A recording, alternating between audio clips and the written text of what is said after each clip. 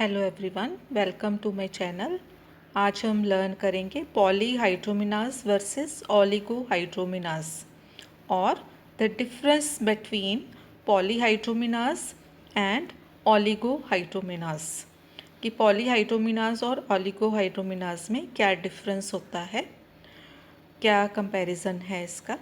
तो सबसे पहले है पॉली का मतलब होता है ज़्यादा।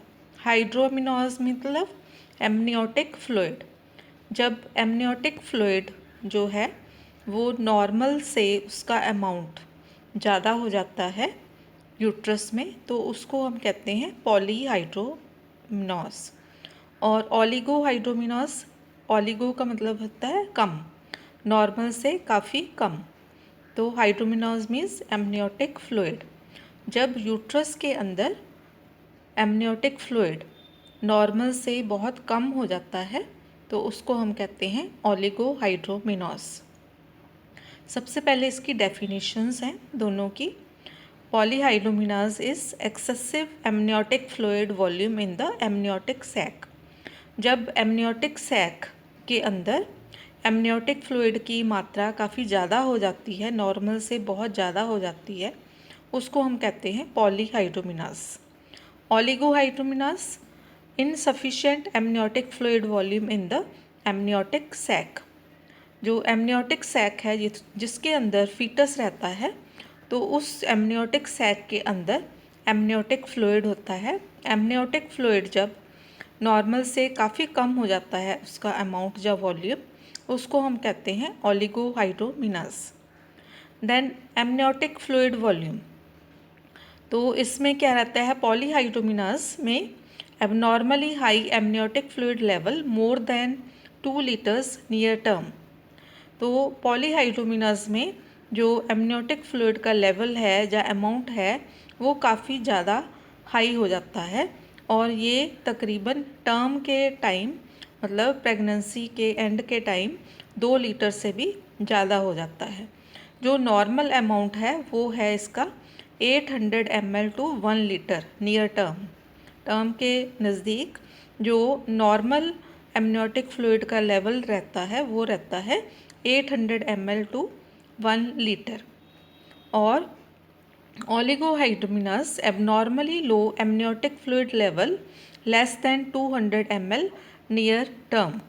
तो इसमें क्या है कि जो एमनियोटिक फ्लूइड का लेवल है वो बहुत ज़्यादा लो हो जाता है, ये टर्म के नज़दीक या नियर टर्म 200 ml से भी कम होता है, तो उसको हम कहते हैं ओलिगोहाइड्रोमिनास। और नेक्स्ट है इंसिडेंस। इंसिडेंस जो पॉलीहाइड्रोमिनास है 1 to 2% ऑफ प्रेगनेंसीज में ये कॉम्प्लिकेशन हो सकती है, ये कंडीशन हो सकती है।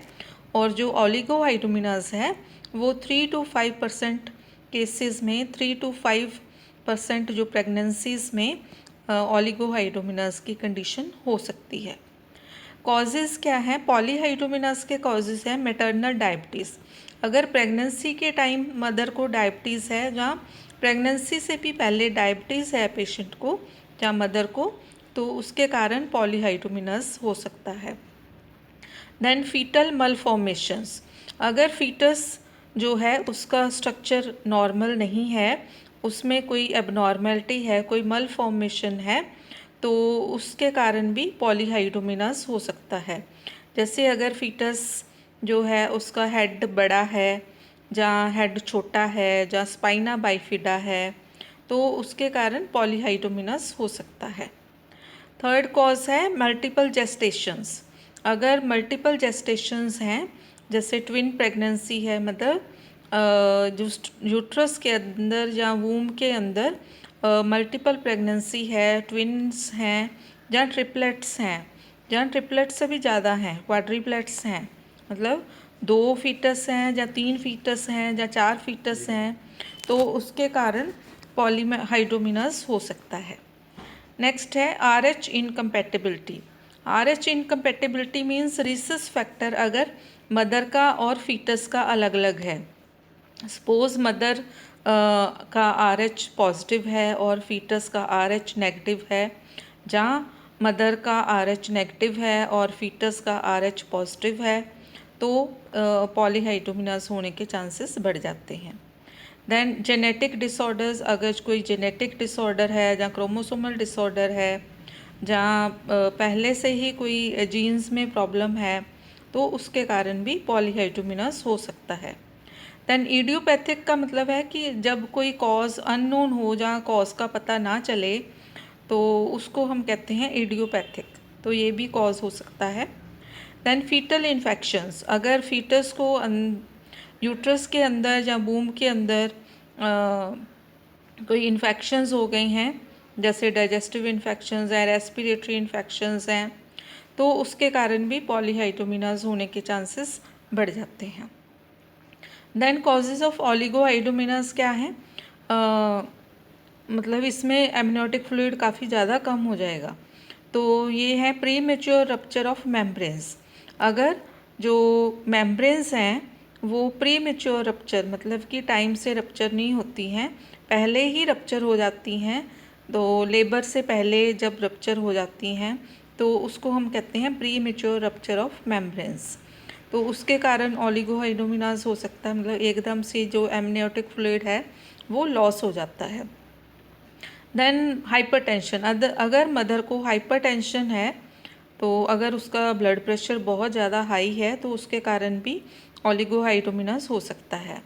देन प्री एक्लम्पशिया, अगर मदर को प्री एक्लम्पशिया है, pre eclampsia is a condition in which the patient is having or mother is having hypertension, edema and high protein urea, तो उसमें क्या होता है, ओलिगोहाइड्रोमिनास हो सकता है। देन डायबिटीज़, अगर मदर को डायबिटीज़ है, अगर प्रेगनेंसी के टाइम डायबिटीज़ हुई है, जिसको हम जेस्टेशनल डायबिटीज़ कहते हैं, उसके कारण भी हो सकता है। अगर मदर को पहले से डायबिटीज़ है, प्रेगनेंसी से भी पहले डायबिटीज़ है, तो उसके कारण भी ओलिगोहाइड्रोमिनास हो सकता है।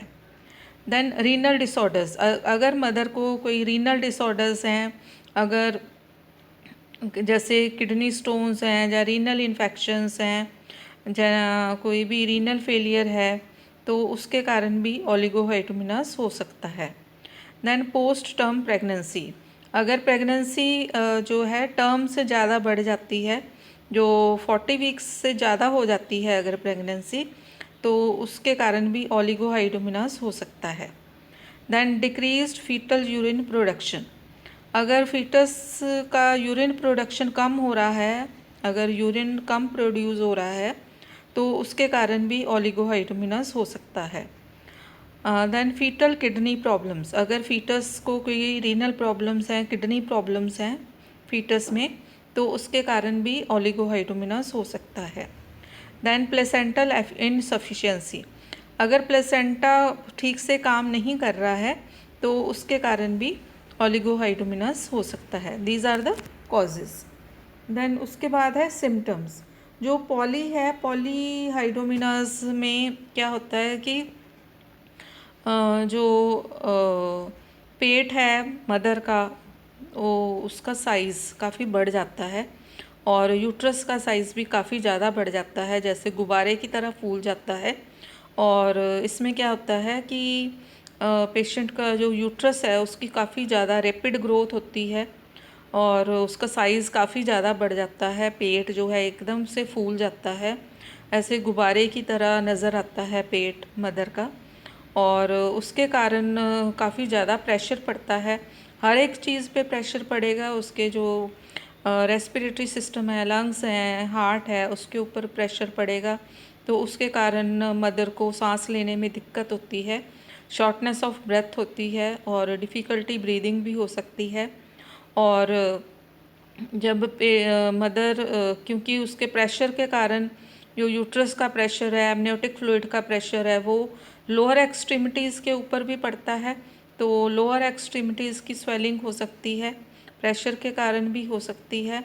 और अगर कोई और कंडीशन है जैसे डायबिटीज़ है, जहाँ कोई रीनल कंडीशन है, तो उसके कारण भी लोअर एक्सट्रीमिटीज़ की स्वेलिंग हो सकती है, जो एब्डोमेन है उसकी भी स्वेलिंग हो जाती है।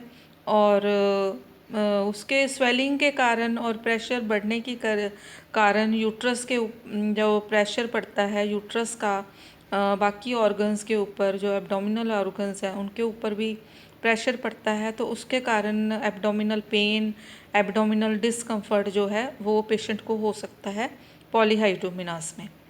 और ओलिगोहाइड्रोमिनास में क्या होता है कि काफ़ी ज़्यादा एकदम से एमनियोटिक फ्लूइड काफ़ी ज़्यादा कम है, बहुत ज़्यादा नॉर्मल से कम है, तो उसके कारण जो है यूट्रस को ग्रो करने के लिए जगह नहीं मिलती है, फीटस को भी ग्रो करने के लिए जगह नहीं मिलती है, स्पेस नहीं मिलती है। तो इसके कारण यूट्रस की ग्रोथ है जो काफ़ी स्लो हो जाती है, यूट्रस का साइज़ भी काफ़ी छोटा हो जाता है और फीटस की जो मूवमेंट्स हैं वो कम हो जाती हैं, डिक्रीज़ हो जाती हैं और फीटस जो है यूट्रस के अंदर मूव सही से नहीं कर सकता है और उसकी ग्रोथ जो है वो भी रिस्ट्रिक्ट हो जाती है, कम हो जाती है और एमनियोटिक फ्लूइड पॉकेट्स जो हैं वो भी कम हो जाती हैं। और इस कंप्रेशन की वजह से, कंप्रेशन जो है क्योंकि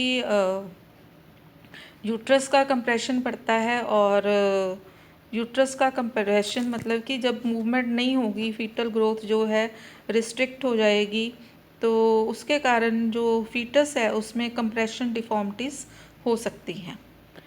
देन नेक्स्ट जो है डिफरेंस वो है प्लेसेंटल फंक्शन। और इसमें पॉलीहाइड्रोमिनाज में जो प्लेसेंटा का फंक्शन नॉर्मल रहता है, लेकिन ओलिगोहाइड्रोमिनाज में जो प्लेसेंटा का फंक्शन है वो डिक्रीज़ हो जाता है, उसके फंक्शंस जो हैं वो इनसफिशिएंट हो सकते हैं। Next difference is risk of still birth. और जो पॉलीहाइड्रोमिनाज में है उसमें स्लाइटली इंक्रीज्ड रिस्क रहता है, मतलब कि स्टिल बर्थ का जो रिस्क है वो काफ़ी कम होता है। लेकिन ओलिगोहाइड्रोमिनाज में क्योंकि फीटस की ग्रोथ भी नहीं हो रही है, फीटस की मूवमेंट भी डिक्रीज़ हो गई है और उसके कारण जो स्टिल बर्थ का रिस्क है वो काफ़ी ज़्यादा बढ़ जाता है। Next difference is management. तो अब पॉलीहाइड्रोमिनास है तो उसकी क्या मैनेजमेंट करेंगे, तो management depends on the severity and underlying cause of the condition. जो पॉलीहाइड्रोमिनास है उसकी सीवियरिटी कितनी है, मतलब माइल्ड है या मॉडरेट है या सीवियर है, उसके ऊपर डिपेंड करती है मैनेजमेंट। और उसका कॉज क्या है कि पेशेंट को डायबिटीज़ के कारण हुआ है, जहाँ पेशेंट को जो है अंडरलाइंग कोई और कंडीशन है उसके कारण हुआ है पॉलीहाइड्रोमिनास, जहाँ फीटल कंडीशन के कारण हुआ है, तो वो कॉज डिटर्मिन करना कि कौन से कॉज के कारण है, उसको पहले डिटर्मिन करना कि कौन सा कॉज है, तो उसके अकॉर्डिंग फिर उसकी ट्रीटमेंट की जाती है। Addressing any underlying medical condition, जो भी कंडीशन है उसकी ट्रीटमेंट बहुत ज़रूरी है। अगर डायबिटीज़ है तो उसकी ट्रीटमेंट, उसकी मैनेजमेंट ज़रूरी है। अगर कोई रीनल कंडीशन है तो उसकी मैनेजमेंट बहुत ज़रूरी है। तो अगर बहुत ज़्यादा मॉडरेट कंडीशन है या सीवियर कंडीशन है तो उसमें amnio reduction, removal of excess fluid में भी डन, उसमें जो एक्सेस फ्लूइड है उसको रिमूव किया जाता है और उस प्रोसीजर को हम कहते हैं amnio reduction. Then close monitoring of the foetus and mother condition. Foetus की कंडीशन और मदर की कंडीशन को क्लोजली मॉनिटर किया जाता है। इसके लिए फीटल हार्ट साउंड जो है वो चेक की जाती है। मदर के जो वाइटल साइंस हैं, mostly pulse, blood pressure, oxygen saturation level and pulse, तो ये सारे मॉनिटर किए जाते हैं। मदर की ओवरऑल कंडीशन को मॉनिटर किया जाता है और मदर की यूट्रस की कंडीशन जो है उसको मॉनिटर किया जाता है। यूट्रस का जो साइज़ है, शेप है, और उसको मॉनिटर किया जाता है। और मदर को कोई डिस्निया हो रहा है या कोई और प्रेशर के कारण कोई और सिम्टम्स हैं, उनको मॉनिटर करना बहुत ज़रूरी है। Then monitor for signs of preterm labour. तो पॉलीहाइड्रोमिनास कंडीशन में क्या होता है कि प्रेशर बढ़ने की वजह से यूट्रस के ऊपर भी प्रेशर पड़ता है और जो सर्विक्स है उसके ऊपर भी प्रेशर पड़ता है और इसके कारण मदर को प्री टर्म लेबर हो सकता है, उसके साइंस भी मॉनिटर करना बहुत ज़रूरी है। Then delivery planning based on the gestational age. Delivery जो है वो प्लान की जाती है according to the gestational age. तो जेस्टेशनल एज है, जब प्रेगनेंसी जो है उसका टर्म के अकॉर्डिंग कौन सा मंथ है, कौन से वीक्स हैं, उसके अकॉर्डिंग जो है डिलीवरी प्लान की जाती है कि अगर नॉर्मल डिलीवरी है तो हो सकती है तो उसको प्लान किया जाता है। अगर नॉर्मल डिलीवरी पॉसिबल नहीं है तो सिजेरियन सेक्शन करना है या कोई और मेथड यूज़ करना है डिलीवरी के लिए, वो प्लानिंग करनी बहुत ज़रूरी है। ये मैनेजमेंट है पॉलीहाइड्रोमिनास की। देन मैनेजमेंट ऑफ ओलिगोहाइड्रोमिनास, इसका भी सेम केस है कि इसकी सीवियरिटी के ऊपर और अंडरलाइंग कॉज क्या है उसका, किस कारण से ओलिगोहाइड्रोमिनास हुआ है और कितना सीवियर है, उसके ऊपर इसकी मैनेजमेंट डिपेंड करती है। तो इसमें सबसे पहले treatment of underlying cause if possible, अगर पॉसिबल है तो जो भी इसका कॉज है, डायबिटीज़ है, जहाँ हाइपरटेंशन है, जहाँ रीनल कंडीशंस हैं, जहाँ फीटल मलफॉर्मेशंस हैं, तो जो भी कॉज है उसको पहले डिटेक्ट किया जाता है, डिटरमाइन किया जाता है, तो उसके बाद उसकी ट्रीटमेंट जो है वो स्टार्ट की जाती है। और कई कंडीशंस में क्या है, फ्लूइड जो है वो इन्फ्यूज़ किया जाता है और उस प्रोसीजर को हम कहते हैं एमनियो इन्फ्यूज़न। अगर बहुत ज़्यादा सीवियर केस है, बहुत ज़्यादा कम फ्लूइड है एमनियोटिक फ्लूइड, तो उस केस में एमनियो इन्फ्यूज़न किया जाता है। Then close monitoring of the foetus and mother condition, इसमें भी फीटस की condition, fetal heart rate, fetus की मूवमेंट्स जो हैं वो चेक की जाती हैं, मॉनिटर की जाती हैं, अल्ट्रासाउंड किया जाता है। मदर की कंडीशन जो है उसको मॉनिटर करना बहुत ज़रूरी है। Then monitor fetal heart rate and movements, fetus की हार्ट रेट मॉनिटर करना ज़रूरी है क्योंकि इसमें स्टिल बर्थ के चांसेस काफ़ी ज़्यादा होते हैं, स्टिल बर्थ का रिस्क जो है काफ़ी ज़्यादा होता है। तो टाइमली फीटल हार्ट रेट जो है मॉनिटर करना, रेगुलरली मॉनिटर करना और मूवमेंट्स को रेगुलरली मॉनिटर करना बहुत ज़रूरी है। Then delivery planning based on the gestational age, जो जेस्टेशनल एज है, जो प्रेगनेंसी के टर्म है, उसके अकॉर्डिंग डिलीवरी को प्लान करना ज़रूरी होता है। तो ये है मैनेजमेंट। देन नेक्स्ट है कॉम्प्लिकेशंस। तो इसके काफ़ी कॉम्प्लिकेशंस हो सकती हैं दोनों की। तो पॉलीहाइड्रोमिनास में क्या कॉम्प्लिकेशंस हो सकती हैं, प्री मेच्योर लेबर हो सकता है, जहाँ प्री टर्म लेबर हो सकता है, प्री मेच्योर डिलीवरी हो सकती है, प्लेसेंटल एब्रप्शन हो सकता है, मतलब प्लेसेंटा जो है वो टाइम से पहले जब सेपरेट हो जाता है यूट्रस की वॉल से, उसको हम कहते हैं प्लेसेंटल एब्रप्शन। ये कंप्लीट भी हो सकता है, इनकम्प्लीट भी हो सकता है। और कॉर्ड प्रोलैप्स के भी चांसेस बढ़ जाते हैं, जब कॉर्ड जो है वो प्रोलैप्स हो जाती है, मतलब प्रेजेंटिंग पार्ट से पहले जो कॉर्ड है वो बाहर आ जाती है सर्विक्स के थ्रू, वजाइना के थ्रू, उसको हम कहते हैं कॉर्ड प्रोलैप्स। उसके चांसेस भी होते हैं पॉलीहाइड्रोमिनास में। दैन फीटस की मल प्रेजेंटेशन भी हो सकती है और पोस्टपार्टम हेमरेज के चांसेस भी बढ़ जाते हैं। ये कॉम्प्लिकेशंस हो सकती हैं पॉलीहाइड्रोमिनास में। और जो ओलिगोहाइड्रोमिनास है उसमें कॉम्प्लिकेशंस हो सकती हैं कि फीटस की जो डेवलपमेंट है वो भी कम हो जाती है और फीटस के जो लंग हैं उनकी भी डेवलपमेंट कम हो जाती है, फीटस की ग्रोथ जो है वो भी रिस्ट्रिक्ट हो जाती है और फीटस की जो मूवमेंट्स हैं वो भी कम हो सकती हैं। बर्थ डिफेक्ट हो सकते हैं जिनको हम कहते हैं कंजेनिटल डिफेक्ट्स, तो वो भी हो सकते हैं। Umbilical cord compression, umbilical cord है उसके ऊपर कंप्रेशन पड़ सकता है, उसके कारण भी फीटस को काफ़ी कॉम्प्लिकेशंस हो सकती हैं और स्टिल बर्थ का रिस्क भी काफ़ी ज़्यादा होता है ओलिगोहाइड्रोमिनास में। तो आज हमने लर्न किया है डिफरेंस बिटवीन पॉलीहाइड्रोमिनास एंड ओलिगोहाइड्रोमिनास। और आज की वीडियो में इतना ही। तो होप अगर आपको वीडियो अच्छी लगे तो लाइक करें, सब्सक्राइब करें और शेयर करें। Thank you so much.